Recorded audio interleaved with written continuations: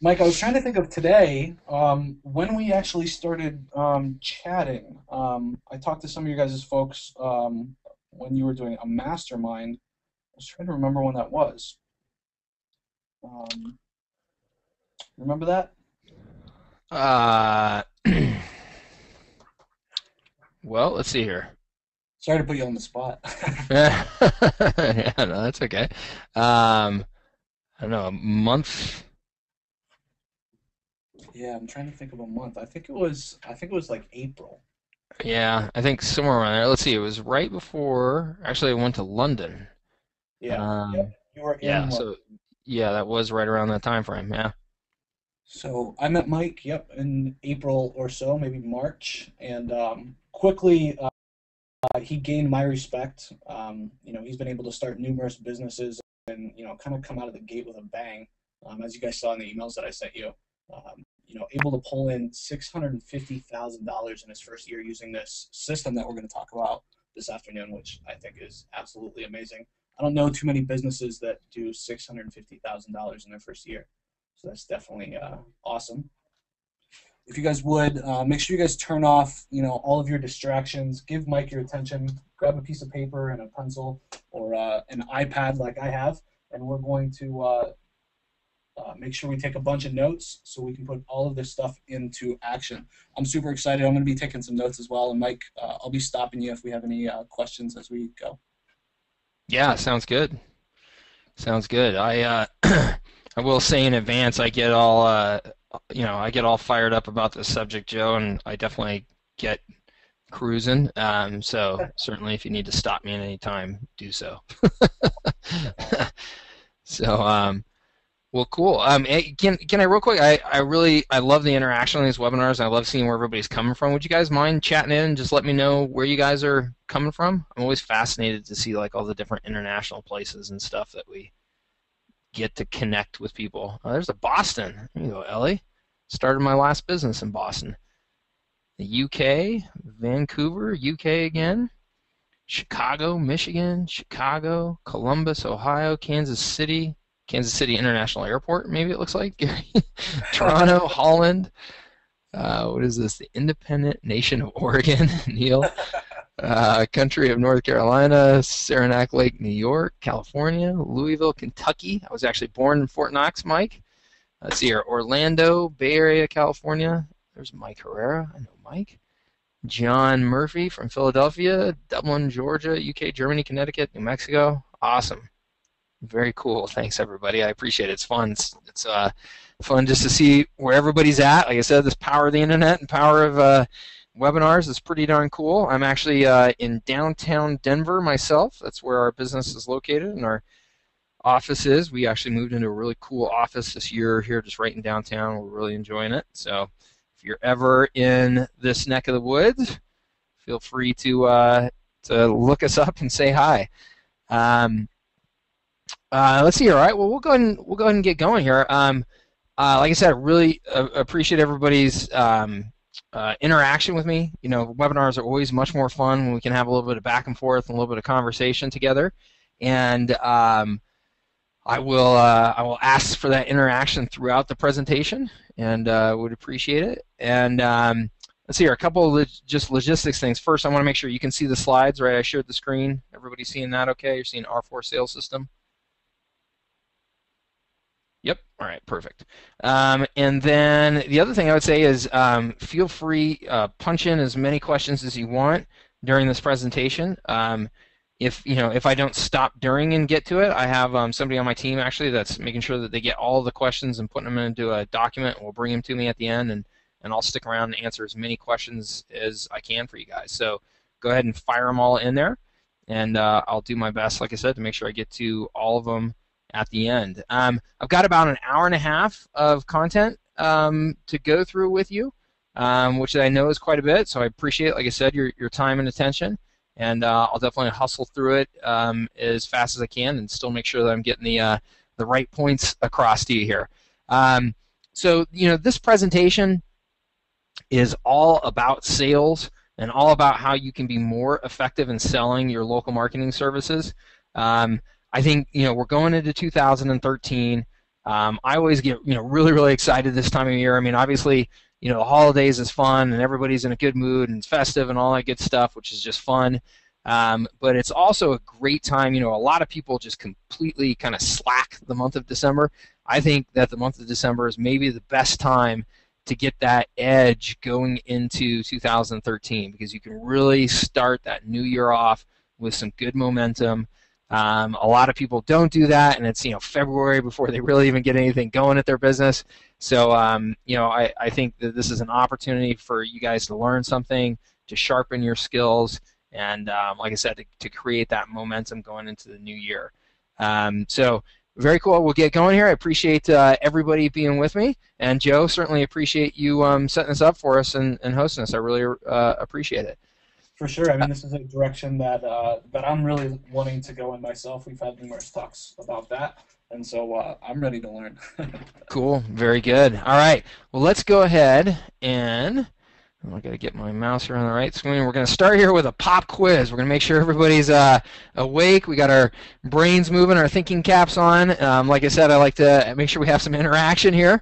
So we're going to start off with a little sales pop quiz here to get things going. So true or false? First question here. The sales process is the most important step in establishing a lucrative long-term relationship with the client. What do you think there, guys? Go ahead and chat that in. I got a big no. And then I got true, true, true, false, false, true, false, true, false, true, false, true, false. I got a good mix. What do you think here, Joe? You got an opinion on this one? I'm going to say no. You're going to say no. All right. Well, I'm going to disagree with Joe. We're big boys. We can do that. And I'm going to say it's true. My experience has been if you are selling to small businesses and you're selling any sort of long-term relationship type of relationship type of service, something where you're engaging with them on an ongoing basis, I do think that sales cycle is the first and most important step in establishing a good long-term valuable relationship. And the reason why is there's that saying, you only get one chance to make a first impression, right? Unfortunately, a lot of people when they're selling, they really come across as salespeople, not as consultants, not as experts. They maybe discount their prices, and they establish a pattern in the mind of the prospect that you're somebody who will discount. A lot of people, unfortunately, in the sales cycle stretch the truth on what they're going to be able to do for their clients, and all of those things establish a certain pattern, a certain relationship, and set of expectations with that client. And I think if you get that wrong, then you can be in big trouble, right? If you get that right, then you can establish a relationship where there's mutual respect, where they really value your expertise, where they know that they have to pay a certain price to access that expertise. So I actually believe that this is definitely true. All right, true or false? Number 2 here. You must be able to make at least $1,000 a month in recurring revenue per client to build a real business as a local marketing consultant to small businesses. True or false here, gang? At least $1,000 a month. False, false, false, true, false, false, false, false, false, false, false, true. Very interesting. So there's some more trues coming in. I believe that this one is also true.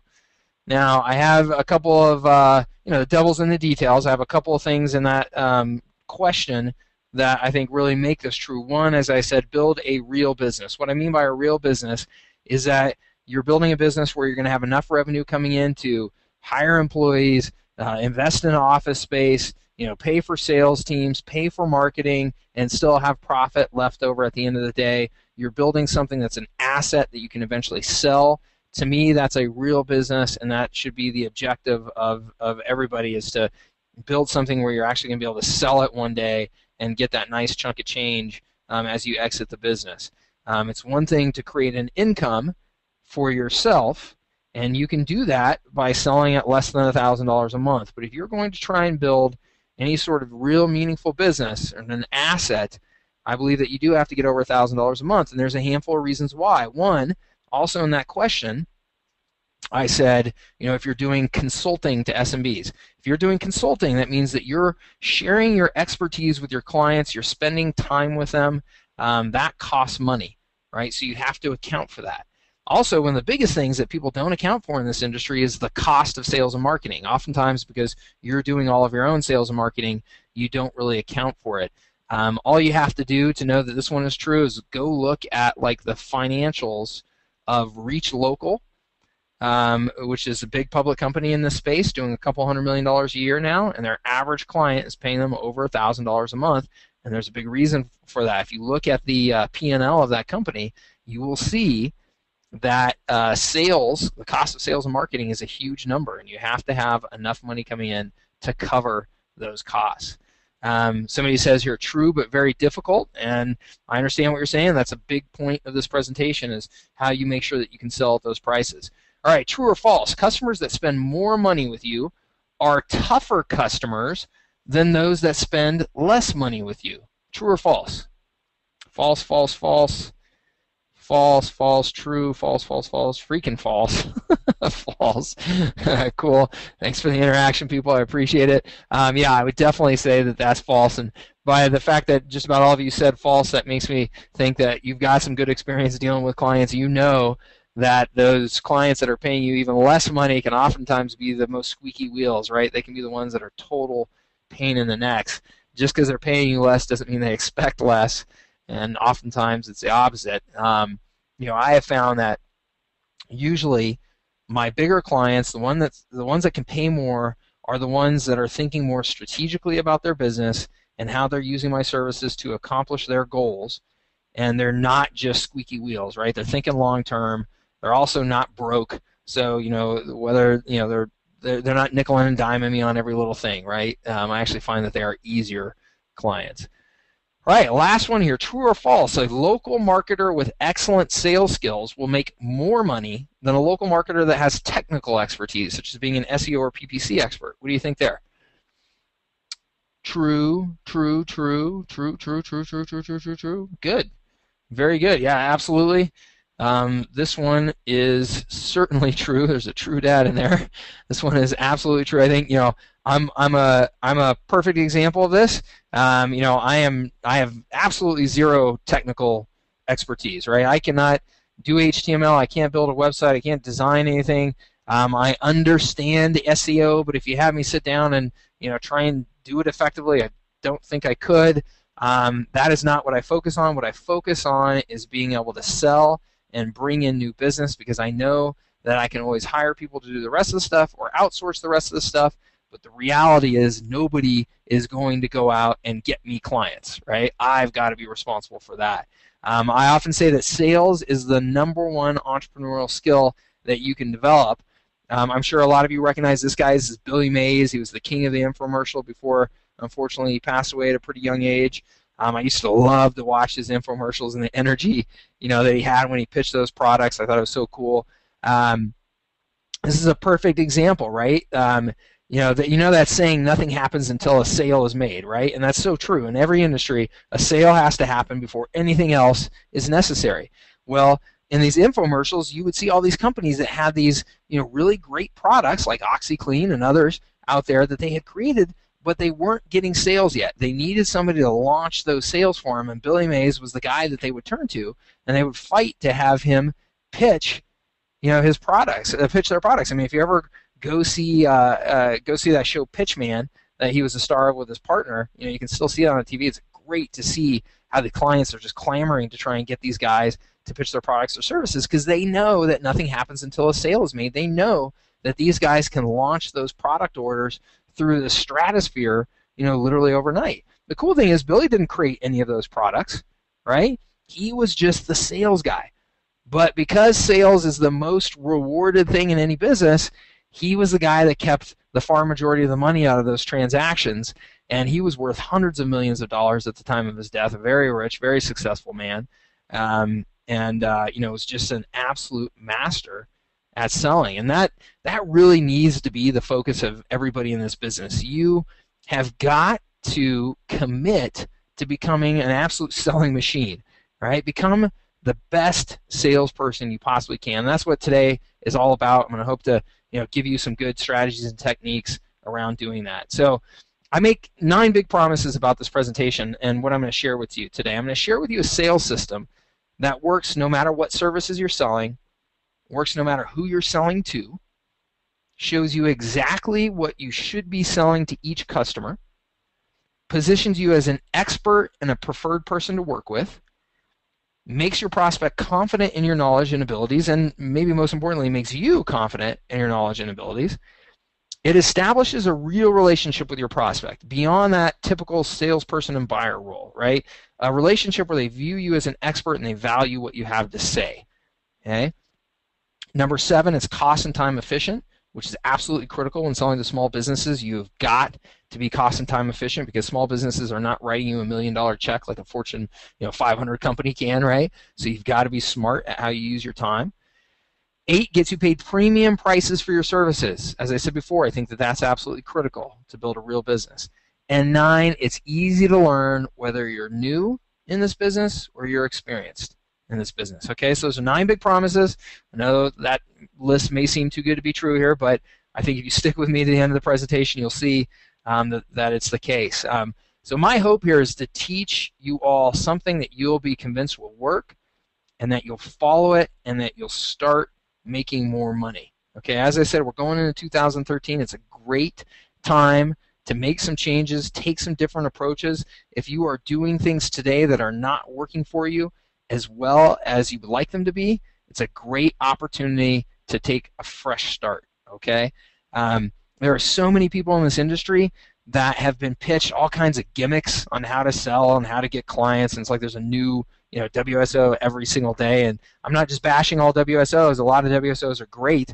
I've invested in a lot of them and gotten a lot of value out of them, but a lot of them are, like I said, kind of gimmicky and kind of junk, and they unfortunately have taught people a lot of bad lessons about how to sell and have created some bad habits out there. And so if you have some of those bad habits, I'm hoping that today we can break some of those and I can show you the right way to sell. There is a right way and a wrong way, and I want you to leave here knowing the right way.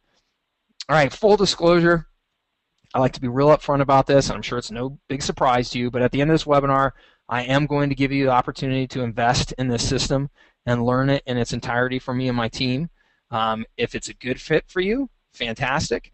If it's not, no hard feelings. So I hope that everybody can, got that out of the way. Everybody can just relax. You can, learn, take good notes, all that good stuff. Ask me your questions. I'm going to do my best to answer them so that everybody walks away from this presentation with some good value.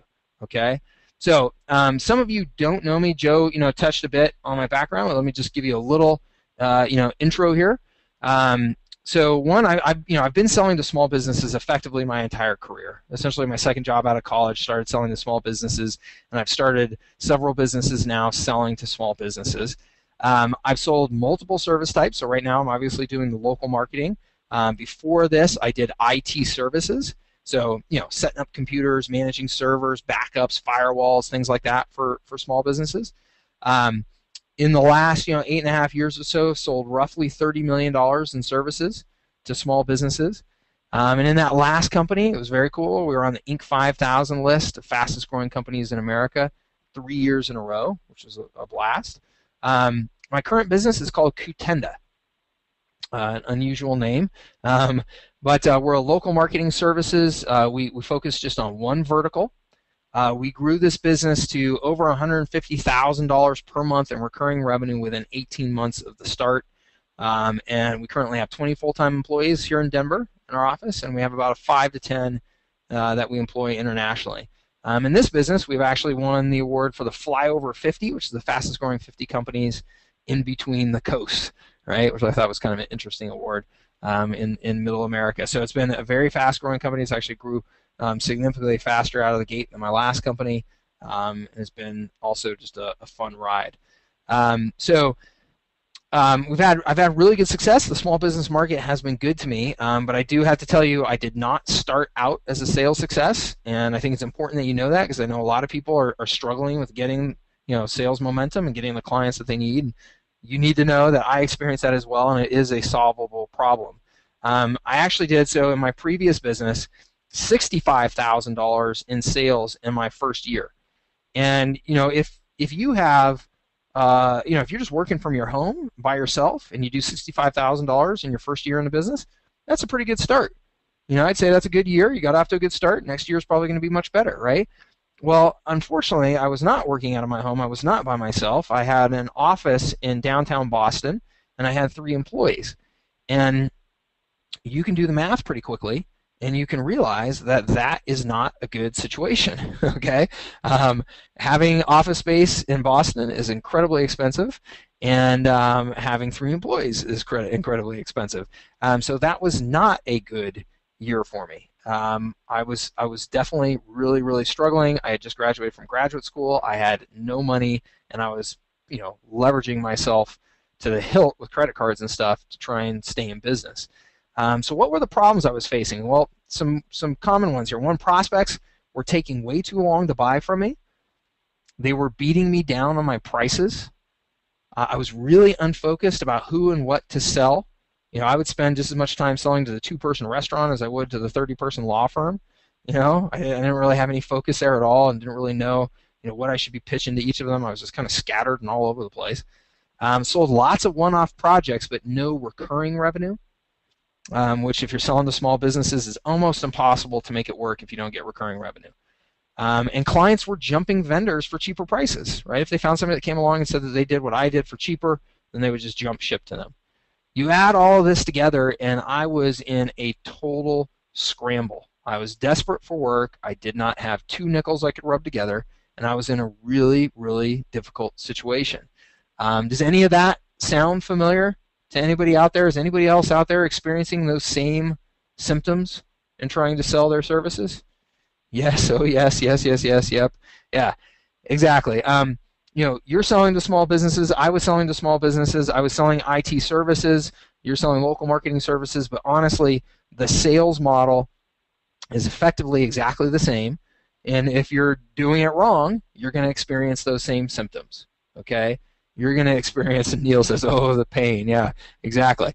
It's not fun.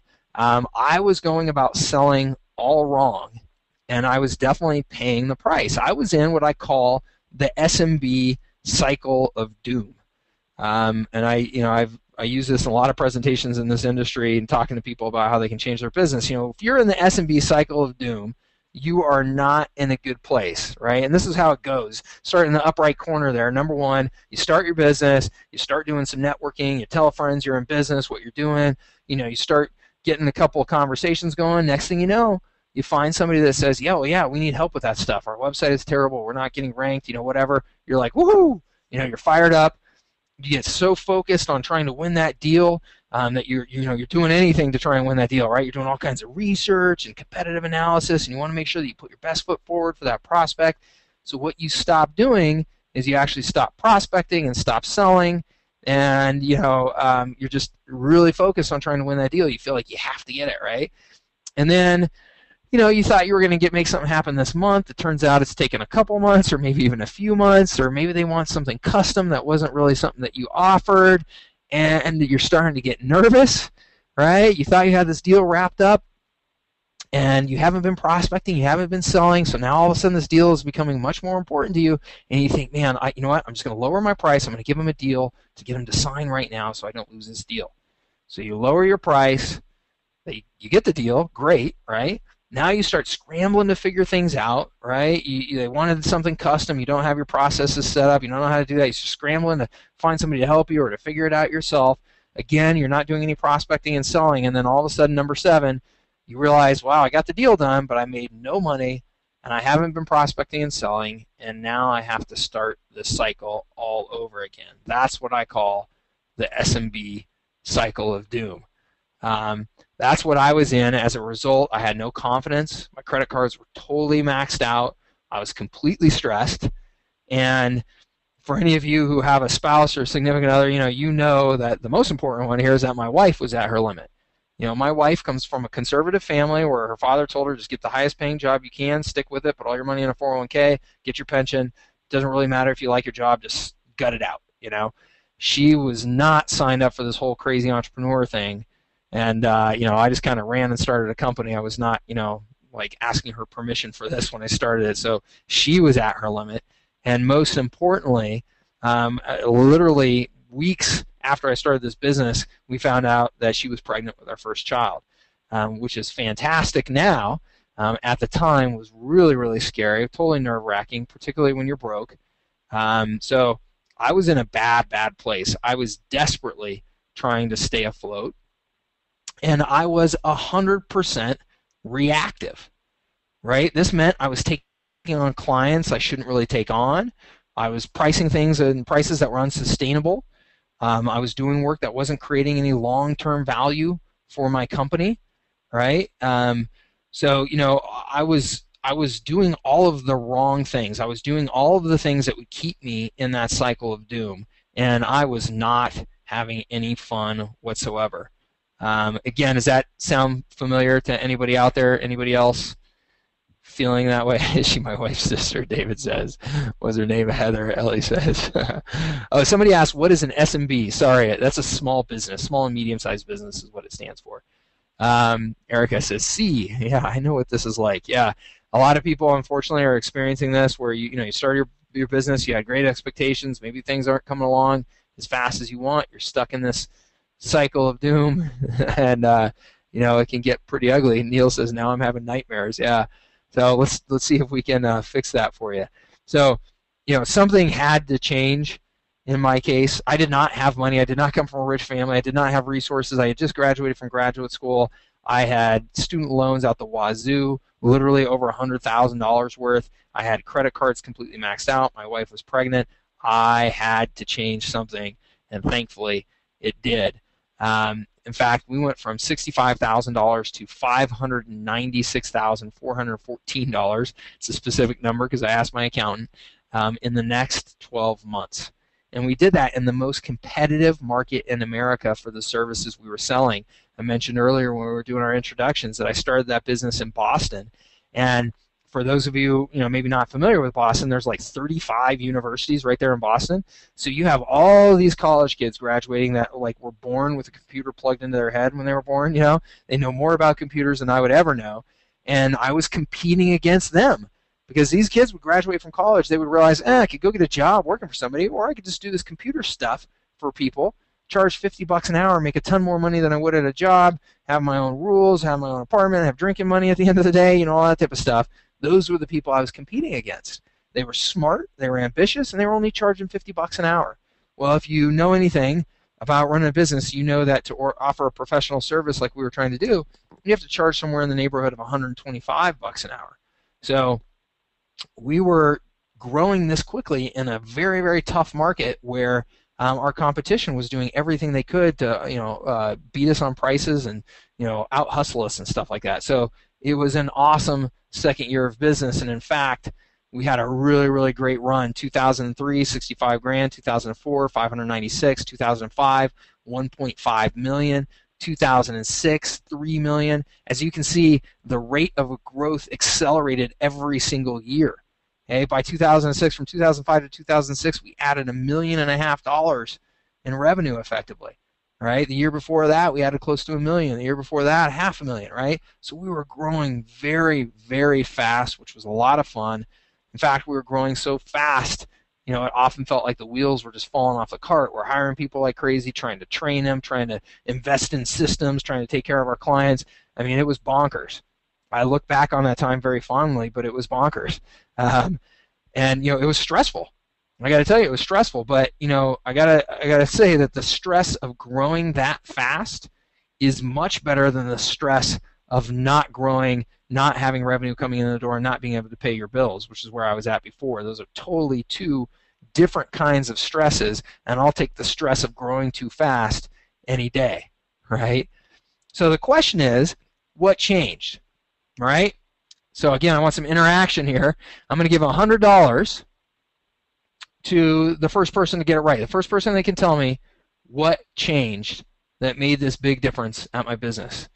Somebody says mindset, you change, sales calls, you got focus, mindset, selling, your attitude, systems in place, systems, strategy, you hired salespeople, chose qualified prospects, system, sales process, selected better clients, systems. Okay, the first person that I think got as close to this answer as possible here is what I was looking for was I think it was Joe. Let me just make sure. Yeah, it was Joe Alagna. Is that right? Alagna. Joe, I think you're the closest one. If you wouldn't mind chatting your email address for PayPal, and we'll shoot you $100. Okay. I appreciate everybody's interaction. Everybody had good answers. Before I tell you what the right answer was, let me tell you what it wasn't. Okay.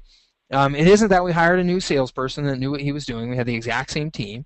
It isn't that we created some incredible service offering that everyone wanted. We were offering the same services. It isn't that we started delivering dramatically better services and got tons of referrals. I mean, we were hustling from day one, doing our very best. And it isn't that we lowered prices to get more business. In fact, we raised our prices 3 times in the next year because we realized we were totally screwing up our pricing. A lot of answers out there, mindset, attitude, focus, all that stuff, absolutely, really, really important and absolutely true.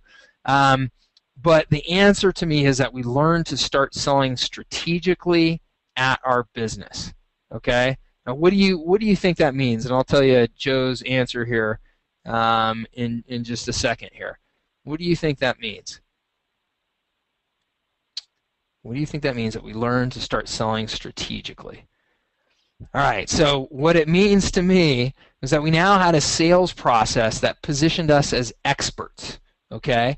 We created real relationships with prospects that valued and could pay for our services, and that's critical, right? They have to value it and also be able to pay the amount of money that you need, because there's all kinds of small businesses out there that value what you do for them, but they won't pay you squat because they don't have any money. It allowed us to work with prospects on their business goals and challenges, not just on technology. And because of all that, we were not selling commoditized technical services. Okay, we were now talking to our clients about business goals and about business strategy and about how they could use technology more effectively at their business. Now, Joe's answer was that you started choosing your clients better. You started choosing, the right clients to work with. And that's absolutely what happened as a result of these conversations. And I'll get to that here in a minute. Because, again, we changed our conversation that we were having with our prospects. And again, I was selling IT services at the time. I was selling, computer services, hard drive repairs, managing servers, managing backups, all that type of stuff, right? So put yourself in that position, in this IT field here for a second. The norm at that time was like these stereotypical tech geek guys that could barely communicate, right? They were totally like antisocial creatures. They would come to your office, they would charge you a fortune, you didn't really know what they did because they wouldn't really tell you. It was all this big mystery. They were the technology geniuses. You just kind of had to suffer and pay what you were going to pay. They never really slowed down to work with a client on any sort of strategic level, right? Because they were typically very, very young, and like I said, they didn't have any business experience. They weren't talking to clients about long-term strategy. They were just coming and putting out fires. Right? Has anybody here like had their hard drive fail or anything like that on them, or gotten a virus, or your operating system got corrupted and you couldn't do anything and you had to pay somebody to fix your computer? Yeah, I see a lot of yeps and yeses. Yeah. So you know what I'm talking about, right? All of a sudden, you've got this computer that doesn't work anymore. It's stressing you out. You've got to get it fixed. You can't do it. And David Wilson says it's going on right now. Sorry, David. And you end up having to pay somebody to help you, and that stinks because now it's all of a sudden this big expense that you totally weren't anticipating. Well, if you're in that position, how do you talk to your service providers trying to help you, right? You're trying to beat them down on prices. You're trying to make sure that they do things as fast as you can, that they give you the right parts and stuff, but for as cheaply as possible. You're focused on just this short-term firefighting. And that's the before side of the conversation here on the left, right? That's the business that we were in for a period of time. Even though it's not the business we wanted to be in, we were in this business where all we were doing was putting out these fires for most of our clients, and all they wanted to know was, can we do it faster, can we do it cheaper? Because if we can't do it faster and cheaper, then we're going to call that college kid down the street who will do it faster and cheaper, right? So those were the types of conversations we were stuck having with our clients. Now, the after side of that, we learned how to start talking more strategically to our clients, and we were talking to them about business value creation, right? We were talking to them about how they can use technology to achieve their goals, right? To put in the right technology systems to allow them to run their business more efficiently, more profitably, and grow. We're talking to them about long-term strategy at their business, which is totally, totally different, right? And it's a different type of client that will work with you at that type of level. Now, if you put this in terms of the local marketing business that we're in now, before conversation would be, about rates and can you do things cheaper and why is it that much to design the site? Why can't it be less? I remember when we first got into this business, one of the first prospects I was selling to, and he's asking me how many links I'm going to build for him every month. I'm like, I'm obviously having the wrong conversation with my prospect if they're asking me how many links I'm going to build. Why do they care about that? They don't care about that. They care about getting more customers and getting more money, right? Getting more visibility. They shouldn't care about the specifics of how many links I'm building. I knew that I was having these tactical, commoditized conversations. I was talking to them about short-term projects and selling them short-term projects instead of getting long-term revenue. On the after side, right, what you really should be focused on in this market is the business value that you're creating for these prospects. I mean, marketing is the most valuable thing that a small business can get right. If they get their marketing right, they have such a competitive edge in the marketplace that you can literally, just blow up their business for them. So why in the world are we talking about hourly rates and link building? It's because we're having the wrong conversation. We should be talking to them about business value creation, about the right marketing systems that you put in place to create that value, and about the long-term strategies and goals they have as a business and how you help them achieve those goals. Okay?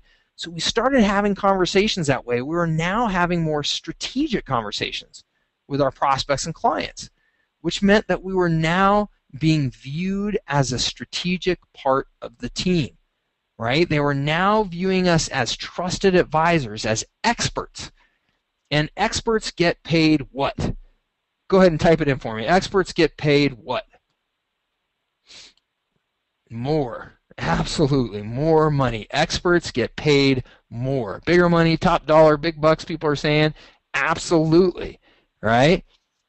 So we were now having the right kinds of conversations to be positioned as experts and to get paid what we were worth. How much of a difference did that make in the relationships we created and on the rates we were able to charge?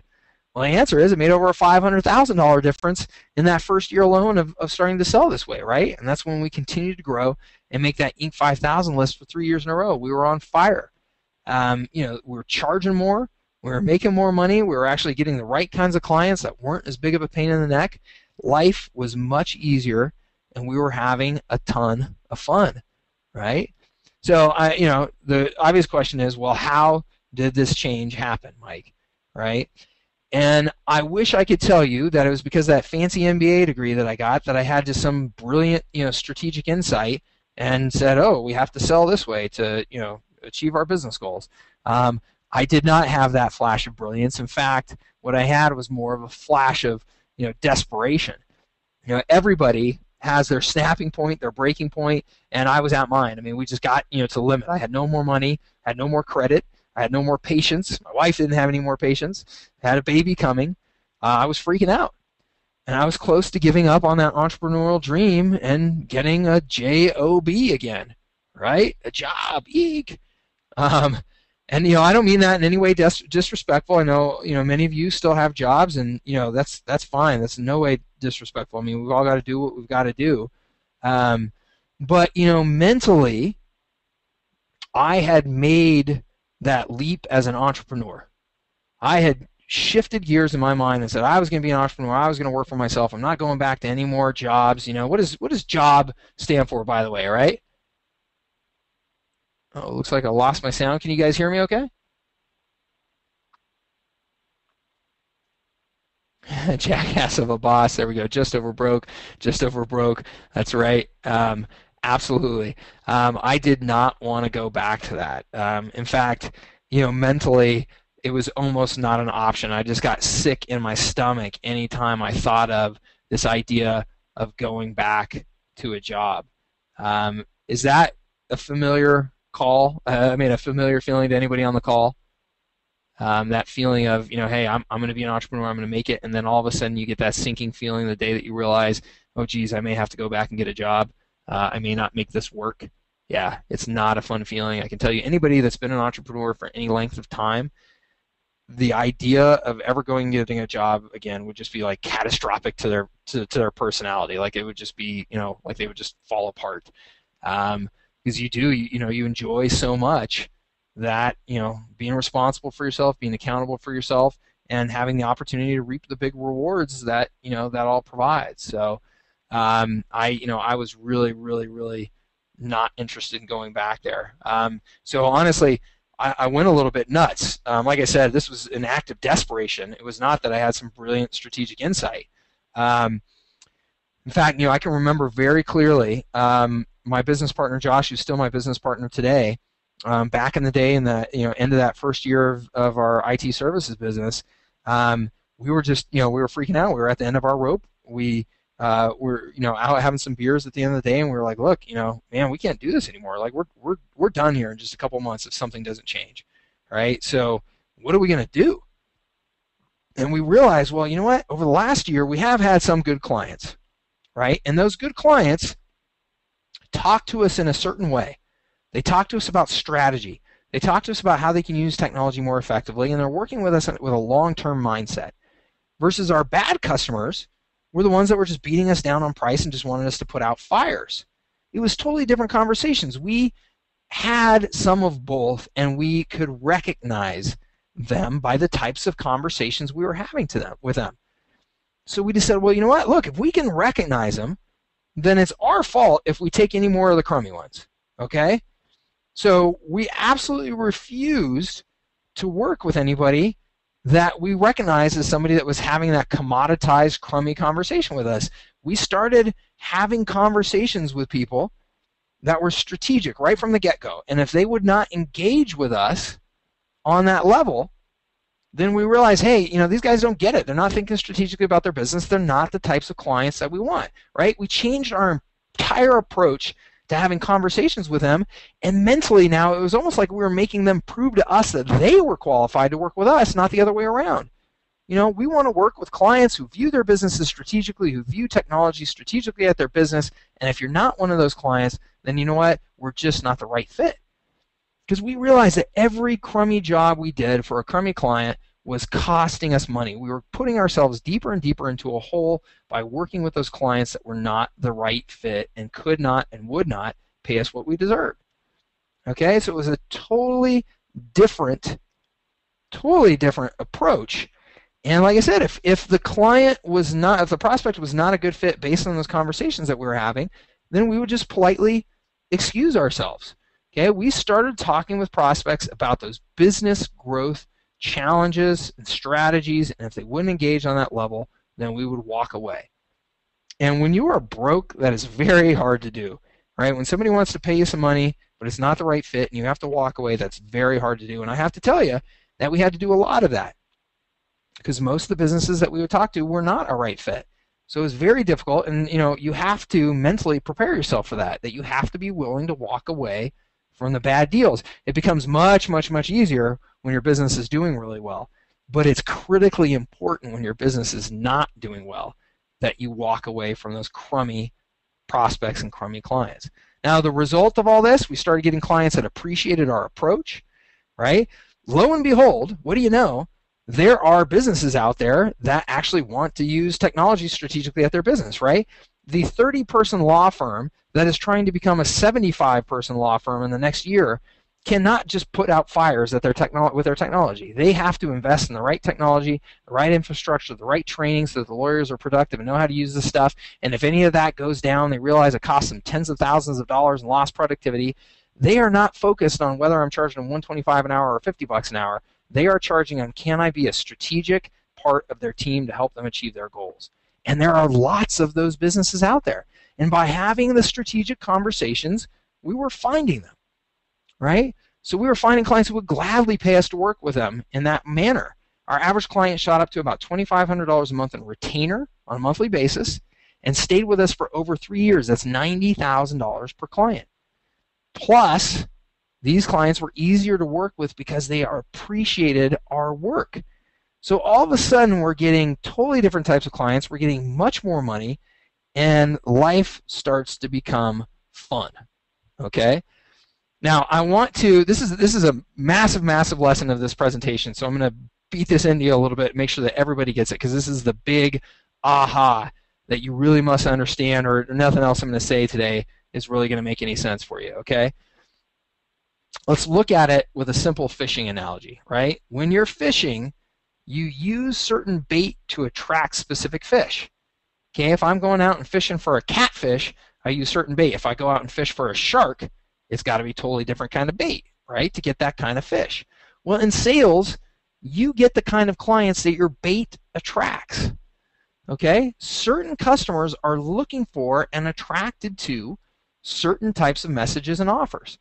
And I think, this makes a ton of sense, right? It's really easy to see this. Like if you think about it, selling to a very small business versus selling to the Fortune 500, like ExxonMobil or something, right? Like a massive business. If you went to ExxonMobil with the same pitch for helping them market their business that you went to the very small business with, and you said, hey, I'll do text message marketing and mobile sites for you, and I'll charge you $1,000 a month. Obviously, ExxonMobil would know right away by the bait that you were putting out there, by the message that you were communicating, that you are not at all the right fit for them, right? I mean, anybody that goes to ExxonMobil and tries to sell them anything that doesn't cost millions of dollars, probably tens of millions or hundreds of millions of dollars, ExxonMobil is going to realize, well, look, you're thinking way too small. You cannot move the needle at my business with anything that's just $1 million project or a $5 million project, right? That business is so big that if you're not going to them with the right strategic message, they will know right away you're not the right fit. Well, the same thing happens with very small businesses, right? And the thing is, we tend to lump small businesses all into one big pool. And the reality is, within that small business pool, there's the 2-person restaurant that's barely surviving, and there's the 50-person law firm that the partner is making $1 million a year.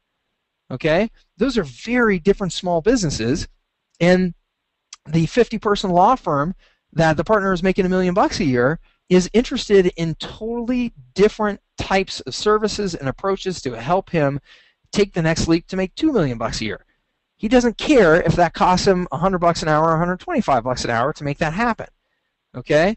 So if you are putting out the wrong messaging and the wrong offers, you are not going to attract that client that can and will spend good money with you. Okay, I first learned really this concept from this book, Positioning, from Al Ries and Jack Trout. If you haven't read it, go pick up a copy. Marketing classic, fantastic book. The idea behind the book is really that you have to secure a position in the marketplace and in your customers' brains, and you have to hold on to that position, or you will not be stand out clearly in the marketplace, right? You have to position yourself in the way that you want to be perceived to the right audience that you're trying to sell to. I think the easy way to understand this is if you look at a grid like this, right? You got the high quality, low quality, high price, and low price. You can kind of put any product or service into this grid. If you look at major brands like Mercedes-Benz, Mercedes-Benz is going to fall on the high quality, high price side. McDonald's, on the other hand, is going to be in the low price, low quality side, right? We all know that Mercedes-Benz is about quality, it's about luxury, it's about reliability, it's about, this long-term value, so it all makes sense that it's in that high-quality, high-price bucket. And Mercedes-Benz does not go out and confuse people by rolling out cheap cars and say, oh yeah, well we have great manufacturing, so we'll go ahead and roll out some cheap cars too. You can get one of those if you want. It doesn't make sense. It would totally confuse the marketplace, right? And McDonald's, on the other hand, does not roll out filet mignon. Could they? Sure. I mean, they could be the biggest, seller of filet mignon overnight if they wanted to. They have all these restaurants, and they could just order up, every bit of filet mignon in the country and roll it out overnight. But that doesn't make any sense for McDonald's, right? It would be confusing. It would be confusing to the marketplace, and it would mess up their brand. Now, just like those brands, you need to decide how you are going to position yourself in the marketplace, and the conversations that you have determine that positioning in the mind of your prospect. Now, the problem is, most of us, whether we're conscious of it or not, are putting ourselves down this low price, low quality segment. We're doing that because we're going out and just pitching some sort of commoditized service. You know, I can do SEO for you, Mr. Client. I can do PPC for you, Mr. Client, right? Really where we need to be is up here in this high quality, high price segment so that people view us as experts, as consultants, as somebody who is worth spending thousands of dollars a month with long term, right? We need to put ourselves in the right position to get the right type of buyer. But unfortunately, most of us, like I said, consciously or unconsciously, are putting ourselves into the wrong bucket. We're running around having commodity conversations about commodity services. And if you do that, you will get clients that view you as a commodity and will pay you commodity prices. Does that make sense, right? If you're going out there and you're just pitching a commodity service that is completely comparable to anybody else's services out there, then your prospects are going to view you as a commodity and just look for the cheapest option. If you have strategic conversations with strategically minded businesses, you will get clients that view you as strategic and will pay higher prices, right? You've got to put out the right bait, though, to get those right types of clients. Because if you go to talk to a strategically focused client who is looking for somebody to help them with the big picture of accomplishing their goals, and you walk in the door and and they say, well, what can you do for us? And you just say, well, you should do pay-per-click. Well, how do you know I should do pay-per-click? You haven't even talked to me about my business and about my goals and all that type of stuff. Well, yeah, but what you sell is pay-per-click. So you walk in there and pitch pay-per-click, you are a commodity. And that client will recognize you as a salesperson selling a commodity right away, and you will be completely dumbfounded when you find out that that prospect went with somebody else that they're paying much more money because that person had a better strategic conversation with them and positioned themselves as an expert. Okay? Now, the short, simple way I like to really kind of get this message home, and I think that you should write this down, you should print it up, you should put it next to your computer, you should put it next to your phone, you should put it in your wallet so you have it with you at all times. Anytime you're out selling, you need to read this and remind yourself, broke companies are looking for cheap, successful companies are looking for strategy. Okay? Broke companies are looking for cheap, successful companies are looking for strategy. Okay? If you are getting beat down on prices, it's because you are out there having commodity conversations with commodity clients, and those clients will just look for the cheapest way to get that service. Okay? If you come out and you pitch to me that I should be using an SMS platform, and your SMS platform costs $250 a month, and I can go find an SMS platform that does the exact same thing for $150 a month, you can bet your butt I'm going to sign up with the cheaper one. So if you are out there pitching services that way, then you are attracting those types of clients.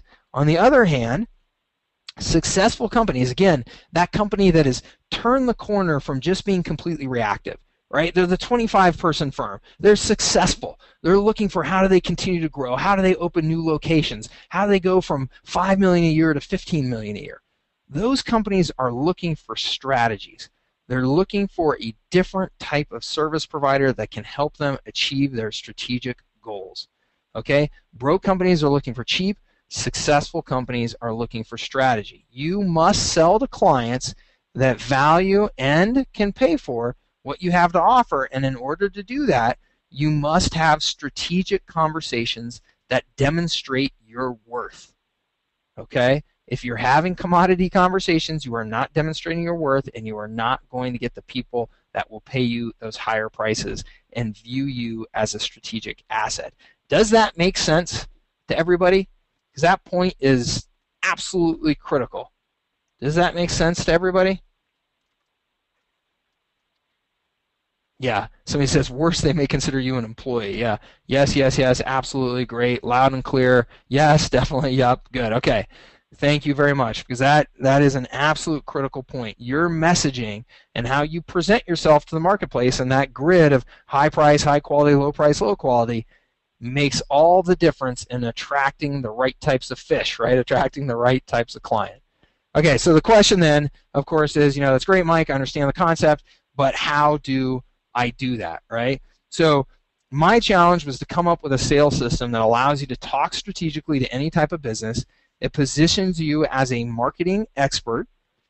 It gives you and your prospect confidence, and it can be quickly and easily learned by anybody, whether you're new to this industry or you're experienced in this business. Okay, and that is the R4 sales system, of course. Okay, so the entire system is all kinds of components, right? You've got marketing pieces, you've got phone scripts, email campaigns, you've got all that stuff to run the whole sales process. But at the heart of it is just this simple framework, and you can see the 4 R's there, and that's where the name comes from, of course, right? Reputation, reach, resell, and referral. Okay, this simple triangle here forms the foundation of the clients, or excuse me, the conversations that you will have with your clients and prospects to position yourself as an expert. I know it may not look like anything magical just yet, but the power is in its simplicity. Okay, the power is in its simplicity. A strong message that people will get and understand is most often a very simple message, right? So it's simple enough that you can get it out of your mouth clearly, and it's simple enough that the client can understand what the heck you're talking about. All right. So I think the best way to show you what it's all about is just to demonstrate how I use it in an actual sales situation. So let's just do a little role playing here. So let's pretend I'm talking with a prospect, and I'm just kind of out networking or something like that, and they say, hey, what do you do? My answer would go something like, well, I help businesses like yours leverage proven marketing systems to get dramatic growth in their business. Okay, and if I was talking to a dentist, and I knew I was talking to a dentist, it would be, I help dentists like you leverage proven marketing systems to get, on average 25% growth in new patient visits in the first year. So I would tailor my language to them. But obviously, if I said something like this and the prospect was at all interested, if I piqued any interest in them, they would say, well, what do you do? How exactly do you do that, Mike? And I would say something along the lines of, well, I'd be happy to show you. If you don't mind, let me first ask a quick question or two. And I would ask questions like, how are you currently marketing your business? What's working for you? What are your biggest challenges? And do you feel like you have a predictable system for growth? Right? So I would ask these questions with the idea that ultimately these questions are designed to get them to open up and admit they aren't happy with their current results. Because selling is all about finding somebody in pain and providing a solution. If there's no pain, there's no sale, right? Because if there's no pain, they don't need your solution. So if you're talking to somebody and you ask them those questions and the answers are, well, yeah, we're kicking butt, everything's great. Well, fine, you're probably not the best candidate for their services, right? But if they say, yeah, geez, we really struggle, the economy's been terrible, we actually went backwards a bit this year, we've spent a bunch of money on ads in the newspaper, and I don't think we got anything from it, that's somebody who's in pain, and they're admitting to you that they're not happy with their current results. Now you have an opportunity. And that's when I would bring out the R4. And ideally, so if I'm just having a conversation with somebody like this, what I like to do is, put it up on a whiteboard. I would actually draw it up there, or if, I'm someplace that just have a cocktail napkin and a pen, that type of thing. And literally, I just sketch out this triangle for them because it's really valuable for them to actually see it as well, right? So I would draw it like this, and I'd add these layers of R's here as I speak, and I'd say it's our experience that there are 4 R's that every business needs to plan for and optimize to maximize their growth potential. The first R, Mr. Prospect, is reputation, right? And if you think about it, Mr. Prospect, it's never been easier for your prospects to find out what others think about your business, right? We've got these great search engines now. We've got these mobile phones, smartphones. I can literally be walking down the street thinking about what restaurant I want to go to, pull up my smartphone, ask the rest of the world what they think about the restaurants in my area, and see the reputation of those restaurants within 30 seconds right there on my phone. Obviously, Mr. Prospect, if you are not nurturing that reputation online, if you're not taking care of that, and you're putting out a bad reputation to the marketplace every day, you are just costing yourself lots and lots of money. In fact, statistics show that 74% of people who read online reviews about your business take them with as much credibility as a personal friend or family member giving them that feedback about your business. So those online reviews that are out there circling about, around about your business, you've really got to be paying attention to them. You've got to be proactively nurturing that reputation that your business has. All right. The second R is reach. Okay. Once you have that reputation in place, obviously you want to let more people know about your business today than knew about it yesterday, right? That's the only way you're going to get long-term growth, is if you introduce your business to more and more of the ideal prospects and customers. Now, most businesses I deal with don't have any method for doing this proactively. They're kind of just hoping and praying that more people are going to hear about their business via word of mouth and come in and buy something from them. But the reality is you need to be proactively taking advantage of opportunities to reach out to your target market. The third R is resell. Once you've done that marketing, once you've spent that money to get a customer, you put a lot of money into that, you need to make sure that you maximize the lifetime value of that customer. You do that by upselling them, by cross-selling them, right? I mean, McDonald's was the famous example of this when they rolled out supersizing, right? Would you like to supersize that meal? They're upselling somebody right there at the point of purchase, and that added massive profits to McDonald's bottom line. Every business has an opportunity to do that, to make sure that they're getting the most value from every customer. And of course, just simply keeping in touch with your customers on a regular basis to make sure that they don't forget about you, to make sure that they come back and buy from you versus buying from the competition. And the fourth R is referral, right? Once you've been doing such a good job of taking care of those customers, we need to set up systems to maximize the benefit that you get from them. Everybody knows that your customers that have a bad experience are the loudmouths out there, right? And statistics show that back in the day, before social media, that they would tell 10 times as many people about their bad experience as a happy customer would tell about their good experience. So you've got 10 times the amount of bad, negative talk being said about your business out there in the market. Now, in the day and age of social media, take that number 10 and multiply it times 100. Right? Because everybody's got all these friends on social media. Everything is spread so virally that literally when they say something bad about your business, they're telling thousands of people. Okay? You have got to make it easy for the people who are really happy with your business to refer other people, to say good things about you in the marketplace. And the reality is that if you just leave that up to them, a very small percentage of them will do it. You've got to make it super easy, so you've got to set up systems to maximize what they're saying. Okay? If you do that, then you enhance your reputation, thus the arrow being drawn down again to reputation, and it kind of becomes this self-fulfilling thing where now your reputation is being enhanced. You can reach out to more people with that strong reputation, continue doing your reselling, continue getting more good referrals, and it becomes this nice self-fulfilling cycle. It's our experience that maximizing any of these R's can lead to 25% growth at your business, and maximizing all four gets a compounding effect where you can see well over 100% growth for a business in a year. And that's why you can look around in any industry and you can see the clients the businesses that are just absolutely crushing it and growing so much faster than their competition. Whether they're consciously doing it or not, they are maximizing at least some of, if not all of these four R's. Okay? Now, and then I would just wrap that up with, do you see, Mr. Prospect, how maximizing these four R's could significantly impact growth at your business? Now, what did I do here? I had a conversation that positioned me as somebody who knows about marketing and who knows about business growth, who knows about what causes business growth. I didn't just go to this person and say, oh, well, yeah, if your business isn't growing, you should do PPC. You should do SEO, right? It's a totally different conversation. Now, when I ask this question, do you see how maximizing these four R's could significantly impact growth at your business? I'm either going to get somebody that says, yeah, I could see that, or they're going to say, no, I don't get it. If they don't get it, probably not dealing with the right prospect.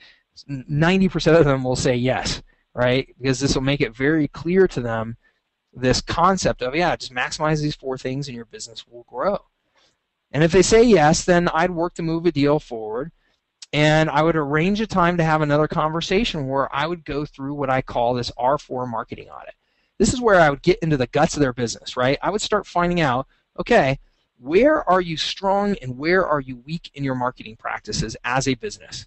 And this audit is designed to ask questions in each of the four R areas to find out what are they doing to maximize that R at their business.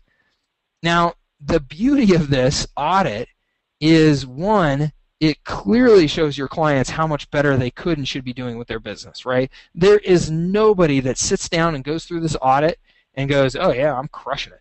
Yeah, oh yeah, I'm nailing these things. In fact, the far majority of businesses that you sit down will not be doing a fraction of these things, and they'll be like, totally wide-eyed when they realize, oh man, we're not doing anywhere near what we could, which is great because it creates more pain for them.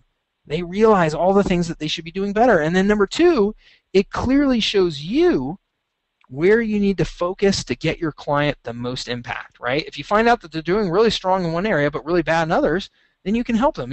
If you go to, and this is so common. Gosh, I just looked at this plumber here in Denver recently. These guys advertise like crazy in our marketplace. They got trucks driving around, they're signs all over the place, all that type of stuff. They're spending who knows how much on marketing. So they've got the reach thing down, right? Then if you go and search for plumbers in Denver, and you see they've got like 75 reviews, and every single one of them, with just a handful of exceptions, is poor. I mean, they just get crushed online. So they're spending all this money to drive people to hear about their business, to search for their business, and then find out that they have a terrible reputation. So, of course, with that client, I would now know, oh, okay, what I've got to do is I've got to help this client restore their reputation, because otherwise all this money they're spending on marketing is literally just to show off that people think they suck. Okay, so now this audit shows me clearly where they need help.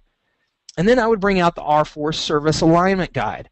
So the Service Alignment Guide shows me industry by industry, right? And then across the 4 R's, what services I should deliver, what services will have the most impact for that industry based on where they're struggling. Okay, because not every industry can really take advantage of all the same tools and approaches, right? So this is an example. If I was selling to a restaurant, right, who needs work on that 3rd R, resell, and I look at the guide, and it shows me that SMS is a perfect solution to put in place for a resell at a restaurant, right? And we all know this, right? You go to a restaurant, you sign up for their coupon club, that type of thing, and then they start sending you text messages. Hey, come in for happy hour, 2-for-1 margaritas, from 4 to 6, yada yada, right? It's a great tool for restaurants. It's statistically proven to be very effective to drive repeat foot traffic. So if I was dealing with them and they needed help with that 3rd R, resell, then that would be a great solution. If I was dealing with a professional services firm, on the other hand, like a lawyer or an accountant, well, they don't do SMS deals, happy hour legal deals to their clients, right? But doing good email marketing, doing a good educational newsletter, doing direct mail to their clients would be a fantastic way to keep in touch with those clients and let them know the additional services that they could provide. So this alignment guide literally shows me what I should be doing for those clients. So you no longer have to wonder what you should be selling to your clients. The R4 Audit and Alignment Guide will tell you exactly what you should be selling. And by having more strategic conversations, you've given yourself the flexibility to not pitch a specific product or service right out of the gate, right? Rather, you are determining the right product or service based on what the client actually needs. Imagine that, right? That is the difference between a salesperson and a trusted advisor. I assume all of you have seen The Godfather at one point or another. If not, that's what the picture is on the right. A salesperson sells the commodity solution or product that they want to sell, right? Whether you need it or not, I'm coming at you and I'm selling pay-per-click, right? Because that's what I sell, that's what I know how to do. Versus the trusted advisor finds out what you need, finds out what is in your best interest, and then crafts solutions to help you with your challenges and help you with your goals. It is a totally different position in the mind of that prospect. It is a totally different role that you have with them. You now have their long-term trust, where the specific solutions and prices and all that type of stuff that you deliver with can change over time and over the years, but because you have that trusted position, you can sell them pretty much anything you want over time, right? This is the position that we got in our last business and our current business, where people trust us not to just be the PPC expert. They trust us because they know we're marketing experts and we're looking out for their best interests. And that means if I come to them tomorrow and I say, hey guys, you really should be doing this, a lot of them are going to take me up on it because they know I'm looking out for what's right for them. Okay? That's the position you want to be in. So do you see how having that more strategic conversation can differentiate you from your competition that's out there just selling, commodities and selling services? And if you position yourself in a totally different way than just selling those SMS and SEO and PPC or any other tactical solutions, it is a totally different conversation that you have with your prospects, and you do differentiate yourself. And most importantly, do you see how selling like that can help you command those higher prices that you deserve and that you need to build a real business, right? Because that's what it's all about. Somebody there at the very beginning said, yeah, but it's tough to get $1,000 a month. Well, it is if you're selling in the wrong way and you're selling to the wrong people. The reality is Reach Local is a $200 million a year business in this industry. They grew that big very, very quickly. Their average client pays them $1,500 a month. Okay? There are plenty of small businesses out there that can pay you those kinds of prices and gladly will do it. You've got to find the right ones, and you've got to have the right conversations with them in order for them to value you as a strategic asset and pay you what you're worth. This is how you get out of that cycle of doom. Okay? You put out the best bait for the fish you want to catch. All right? This is the secret that has allowed me to be successful as an entrepreneur selling to small businesses for 10 plus years. Okay? My ability to go and have these more strategic conversations with them, position myself as this trusted advisor, as an expert, is the secret to my success. And the other secret is that not every small business deserves to be your client, right? You need to learn to find the good ones and separate the good ones from the bad ones, and don't spend any time with the bad ones, because wasting time with the wrong prospects and the wrong customers that don't value what you're trying to do for them in terms of long-term strategy, who can't pay you what you're worth, is the number one killer when selling to small businesses. You're spending your time with people that cannot afford and do not value what you have to offer. And if you continue spending your hours doing that, you are literally just bleeding money. Okay? You are literally just bleeding money at your business. So not every small business deserves to work with you, and you've got to learn to have the right conversations and the right sales process to differentiate the good from the bad. And that's what this sales framework is all about.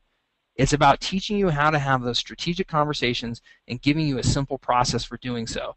And then we match it up with a sales process that is both time and cost efficient. Okay, here's our specific sales process. First, you have a marketing event where you get somebody to raise their hand and go, yeah, I'm interested in what you have to say. Right? That could be a webinar, could be a in-person seminar, it could be them responding to a direct mail piece, it could be them coming to your website and filling out a form, downloading a white paper, whatever it is. Right? But they have expressed some sort of interest. Then you have a phone call with them to make sure that they're actually qualified before you go wasting any time with in-person meetings. One of the biggest mistakes people make in this industry is they just want to rush right out and do an in-person meeting with somebody. Very expensive and very time-consuming. So what we teach is you have the marketing event, you have a first phone call to make sure they're qualified. It's just very brief. Then you do a phone meeting. In that phone meeting is when you're really going to jump into this consultative conversation. And then from there, at the end of that meeting, you're going to know, is this a real opportunity or not? If it is, you're going to go do that in-person meeting and present and close. Okay? This whole sales process in the R4 system is completely scripted out step by step with clear objectives at each step to make sure that you are accomplishing your goals that you need to accomplish every step of the way without wasting time with the wrong prospects. Once you have a system like this in place, you don't need or want to deal with broke businesses, right? You get into a different cycle, what I call the S&B virtuous sales cycle, which, in this case, you start with step number one, you start selling, you find an opportunity, they value your expertise, you get a good long-term high-paying client, you get confidence, you get referrals, and you get momentum, right? That momentum you need, you get that confidence, you realize, hey, I can do this, I only want to work with clients who work with me this way. You start being confident enough to say no to the dogs, right? And the next thing you know, you're in a totally different cycle where you're making good money and your business is growing and you're having fun, all right? How would that feel? This is how it felt for me, right? When I first discovered this and put this in place, I felt like I got that get out of jail free card. All of a sudden, we started making progress. Our business started growing fast. We started getting great clients. They were sticking with us long term. We were making money. We were hiring people on our team. I was paying down those damn credit cards, right? It was an incredibly liberating and empowering feeling, all right? And I hope that all of you experience that. Now, based on what I've shared with you in this presentation today, will you leave this webinar and go set the world on fire with your new sales approach that you just got there? I mean, I just gave you the R4, triangle there, right? Doubtful. Why do I say doubtful? I don't mean that to be disrespectful in any way. It's just that I've been working with a lot of local marketers here over the last year, and I probably know you better than yourself. You're a stubborn group, and you tend to default back to your old habits, right? Now, the biggest risk you face in your business in the next year is not being able to bring in the revenue you need because you continue to use those outdated or insufficient sales skills, those old habits that you have that are not accomplishing the level of sales that you need them to accomplish and are not helping you achieve your goals. And ultimately, you are not making the money you deserve. The biggest risk is that you will just continue doing this. You will continue running the same patterns. You'll continue beating your head against the wall and wondering why nothing is changing, okay? The biggest risk is not that you will not know enough about SEO or PPC or any of that type of stuff. You know enough already. You know enough, you get the concepts, you can outsource the work, okay? The biggest risk is that you will not find a way to bring new revenue in the door. That, of course, is what the R4 sales system is all about. Let me go ahead and give you the details of what's in this system. All right, we started out with foundational training, is what we call it. I believe in order to be successful at sales, you've got to have a certain foundation, right? You've got to understand that there are certain things that a salesperson should and shouldn't do to be successful, right? You've got to understand the challenges of the SMB marketplace. I mean, if you want to be successful selling to small businesses, they're a unique bunch, and you have to understand the right sales processes and techniques and tools to be successful. We've got 10 plus years of experience in that, so we know a lot about that. And maybe most importantly, not maybe, certainly most importantly, is this mindset of a sales champion. Okay? Mindset, I think, is the biggest, killer of sales results out there. People are afraid to sell. People are afraid to ask for money. People are afraid to interrupt people. People are afraid that somebody's not going to like you and reject you. These are all very well documented, very common mindset challenges that salespeople face. And I go a lot into this in this foundational training because no matter what system you have, it could be the perfect sales system. If you are running around with really, really severe mindset challenges and you're not dealing with those head on, then you are never going to get the results that you should get. Okay, I mean, it's just reality. If you go out there and you think, oh, well, $2,000 is way too much money, how could I possibly ask somebody for $2,000? Well, then you've got a problem there, right? Because I'll be honest with you, as a business owner with a business doing millions of dollars a year, if somebody came to me and had a $2,000 a month service that would help me achieve my strategic goals, I would sign off on that with no problem. But to some of you, you think, oh, but that's a ton of money. You can't ask a small business for that much money. They can't afford that. Right? Those are mindset challenges that we have to work through. I spend a good amount of time on this because it's critical, and I have a lot of personal experience in this because I had I had these mindset challenges in a big way when I started out as a salesperson. All right, number 2 is the actual system tools here. Okay, we have, again, this is a system. This is not just training, and I think it's important to understand that. We do have lots of great training as well, but the problem with just getting sales training is that then you go out and you're kind of like, okay, well, now what do I do with it, right? We give you a system, a step-by-step system, sales process with tools, scripts, everything that you need for each step of the way. We give you that R4 framework, the sales process, the marketing audit, the conversation guides for each step of the conversation so that you're scripted all the way through, the service alignment tool, a proposal template so you can quickly get proposals out the door, everything that you need there to manage that entire sales process step by step. And we give you turnkey templates for direct mail campaigns, email prospecting scripts, presentations, webinars, phone scripts, meeting scripts, right? Everything you need. Again, this is meant to be a complete system. It's meant to be the last system you will ever need to invest in when it comes to selling to small businesses. And then group coaching and Q&A calls.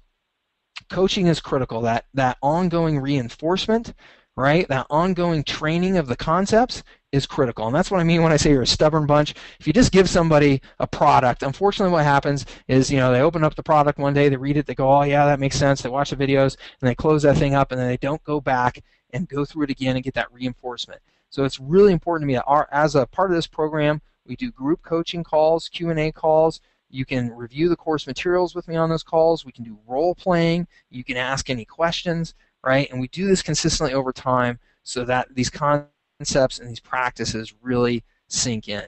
All right. So I'm really pleased to say that the R4 system is already getting great results in this market. We just rolled this out, gang, here to my audience just in the last month. And we're already seeing awesome stuff. You can see here, Steve Texter, this is out of our Facebook group, closed a $10,000 down deal today. $2,500 a month, $40,000 total value, go R4. That's awesome. This is Josh. He was on stage last week speaking in front of over 100 potential clients about improving their online marketing. And it says, isn't it nice to have a system? Thanks, Mike. And you can see the familiar R4 triangle right there, right? He actually had 23 of the businesses in the audience contact him afterwards to have a conversation with him, which is amazing. Steve Kilberg, this guy's right here in Denver. He says, gotta love getting an email like this from a new client I landed using the R4 sales system. He says, keep in mind, this client was very skeptical I could do anything for him because of the way I presented the R4 system, he agreed to test me out. It's also important to point out that he tried Reach Local and had terrible results. And by the way, he's a new $1,000 recurring revenue client. I love seeing this stuff. Nothing that gets me more excited than seeing people get real results with this system so fast. So the question is, how much? $9,997 is what it takes to get into this system today, and I'm just kidding, of course. But it is worth that much. I really do believe it. I've spent the last 10 years selling to small businesses. I've invested a fortune in my own sales training, let alone all the money that I've spent, perfecting these systems in my own businesses and selling to clients and doing marketing and all that type of stuff. I'm definitely not going to charge that much. So how much? You can get the complete R4 sales system for just 2 payments of $197 today. Or you can save 25% and make 1 payment of only $297. That is a screaming deal, and I really hope that you see it that same way. You'll get the foundational sales training, the sales system tools, those turnkey templates, all the marketing campaign scripts, everything that you need, and then the sales system group coaching calls with me. Get all of that for just 2 payments of $197 or 1 payment of $297. You can see the URL there if you want to go and check it out. And we'll also chat in that URL to you here in the chat box to make life a little bit easier for you there. Bonuses. I love bonuses. We want to make sure that this thing is packed with as much value as possible. So bonus number 1, we're going to do 4 additional training calls. I've used the phone extensively to build my businesses, and I've learned a ton about that. So I'm going to take you through secrets and strategies for successful phone selling. The power of question-based selling. I'm such a huge believer in question-based selling. You want to ask the right questions to position yourself as an expert and to get your prospects to open up and talk to you and tell you their challenges and reveal their pain. And there's just lots of great strategies and techniques around that. Objection handling. Right, the one thing you can count on in sales is you're going to run into objections. So you darn well better be prepared for those objections. We're going to give you a process and some scripts on how to handle that. And then, of course, closing the sale, what's the right way to go about that. Bonus number 2, powerful sales tools that I've used over the course of my career that have been very helpful. I'm shocked when I survey the local marketing people out there that 95% of you do not have written goals. That's a travesty. So I'm going to give you my goal setting process that's been just incredibly impactful for me. I'm also going to give you our sales goal and activity tracker. This is just a super simple spreadsheet that you put in some of your sales numbers in each day, and it tells you where you are weak and where you are strong as a salesperson so that you understand where you need to focus on improving. The triangle feedback system is a simple role-playing system to help you improve your scripts that you can do with anybody, just to help you, get that practice that you need. And then our trusted vendor Rolodex. This is people that we, work with, tools that we use, things like that, to help you get a fast start. Bonus number 3, we're going to give you our local sales bootcamp event recordings. We did an awesome bootcamp at the end of this last quarter, and it was just fantastic. We're going to give you complete recordings of all the educational sessions there. That was a $697 event. Bonus number 4, some additional training courses that I think are going to really help you get the most out of 2013. Our foot in the door training, which is all about having those initial conversations. I know a lot of you got that training already through Joe. You're going to get that though in the system if you didn't. Vertical domination training, which is all about how to go after a particular vertical and really crush it. That's been a huge secret to our success, is that we picked one vertical market and we just focused like crazy on it, and that allowed us to grow really, really quickly. And then webinar mastery training. Actually our number one way of getting new prospects has been webinars, educational webinars. So we're going to give you a lot of our strategies and techniques on how to run those webinars, what tools to use, what content to use, all that good stuff, so that you can run webinars to get new prospects at your business. So your bonus number 5, a ticket to any event that we hold in 2013. We will have probably at least 3 more local sales boot camps in the next year. It's a fantastic opportunity for you to come and get more hands-on training, get more reinforcement of these concepts, practice your skills, get direct access to our team. Just an awesome opportunity. I love those events, love the real connection that we get with people. And you'll see if you take us up on the R4 system, when you watch the recordings of the last event, that people just absolutely love that event. So you get all of that, the foundational sales training, the sales system tools, turnkey templates, the group coaching calls with me, live training calls with me, those powerful sales tools and our vendor Rolodex, our boot camp recordings, 3 additional training courses, tickets to any event in 2013. I think that we have just absolutely jam-packed this with as much value as we possibly can. And you get it for, again, just 2 payments of $197 or 1 payment of $297 if you want to do that and save 25%. I got to tell you, we got actually just one more bonus in here. Just to push some of you guys over the edge. I love decisive people. I love people who take action. So this is for those of you who take action today.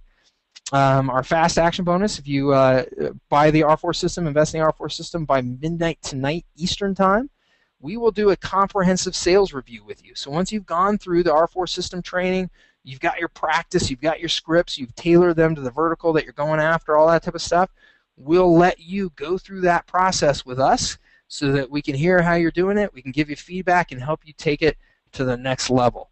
Okay, that's an awesome value. You're going to be working with me and my team directly, and that's again limited to the people who take action by midnight tonight. Okay, everything here backed by a 1-year guarantee. Like Joe, I want to take care of the people who are investing in our products and our services. I want you guys to be successful.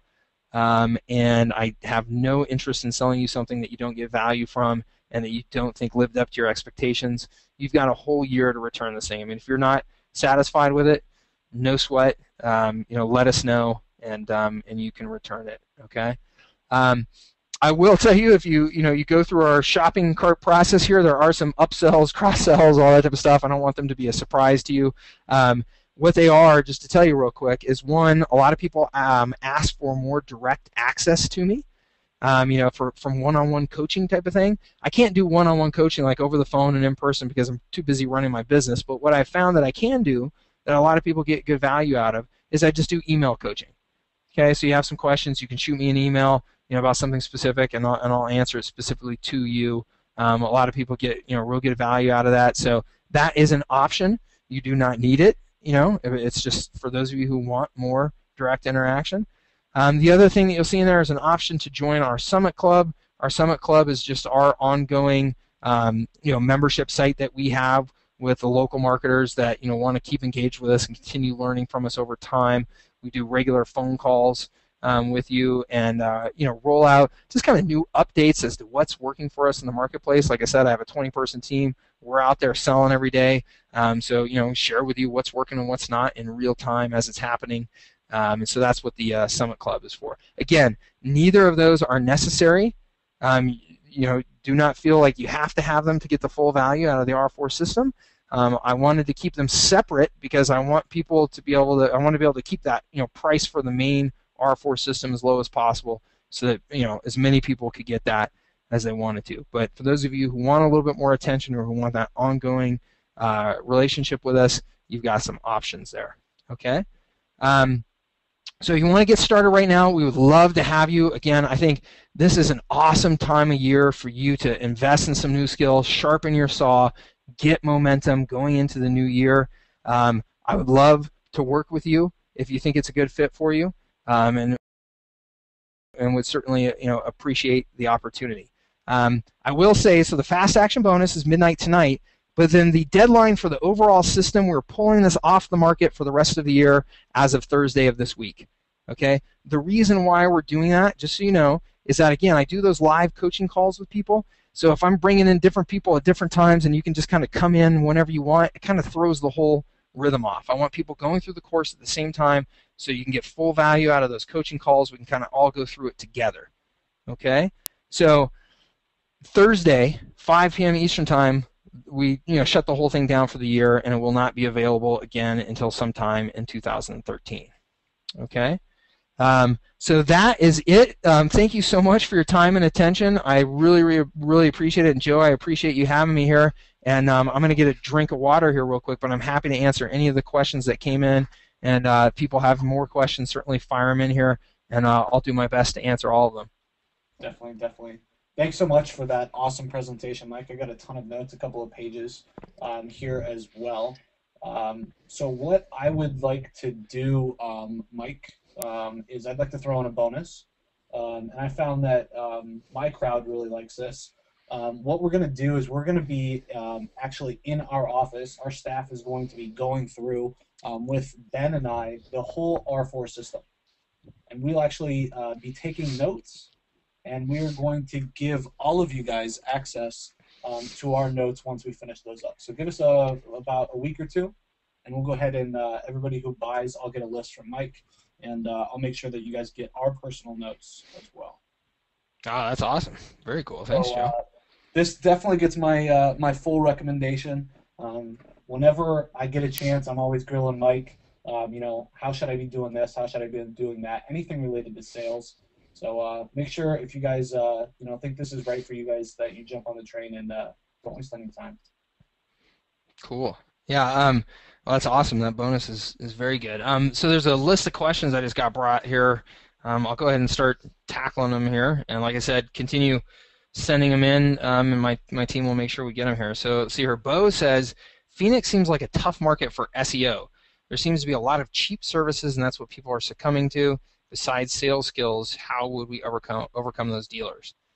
That's a great question, Bo, and there's not a super easy answer, but I'll give you just some thoughts here. So one, sales skills will be the most important part, because there are all kinds of cheap service providers out there. There have been for years now in every market, for SEO.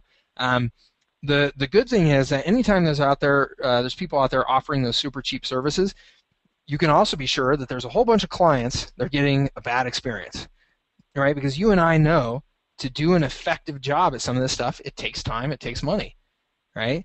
So a lot of those services are preying on people's desire just to buy something cheap. They will have a bad experience, and now you can go out to them, and when they say, well, geez, you're charging $1,500 a month, and these guys were just charging $300, and you can say, well, did you use those guys? And they say, yeah, and you can say, well, and how did that work out for you? Right? Having a big, dumb competitor in the market is one of the best things you can possibly have, because people will have a bad experience, but they will now be sold on the idea of they should at least be doing SEO, and it gives you an opportunity to introduce them to the right way of doing it. So sales skills there are really important. The other thing that I think is really important is to understand that you can package up your services, and the way you name your services, the way you describe them, the way you price them, can all be packaged up in a way that will really differentiate you from the competition. Okay, so let me just give you an example. At my business, we do not offer SEO. We do not offer SEO. Nobody in our business says that we are doing SEO for anybody. Okay, so when somebody comes along and says, well, are you doing SEO and why aren't you doing SEO and stuff like that, we say, no, here's why. Um, we don't do SEO because SEO is oftentimes lots of gimmicks and tricks on how to manipulate the search engines, oftentimes in ways that are different from, or I mean, not in alignment with the terms of service of the search engine and stuff like that. And we don't do that. We don't do that in our business because we don't think it's right. We also don't do it for our clients because we don't want to jeopardize the way that your business, can end up, it can rank in search inside of the search engines. Because if Google finds out you're doing that kind of nonsense, then you're in trouble. What we do is we do practice certain fundamentals of making sure that we're publishing good content for you on a regular basis, that you're getting links, you're getting social media mentions. We are, making sure that your sites are structured and optimized properly. Now, any of us would hear those things that I just said and we'd say, well, that's all SEO, Mike. But the way we pitch it is not SEO. So people cannot look at our SEO plan and look at somebody else's SEO plan and go, well, their SEO plan is cheaper. Because we never position ourselves as SEO and we never present a plan that says SEO on it. Okay? And that's very successful for us. So, there's some creative ways around that, and it is primarily just how you sell. So I hope that helps you, Bo. Like I said, it's not a simple answer, but that in my experience, that's the right way to go about it. Let's see here. I hope I'm saying this name right. It's Galahad.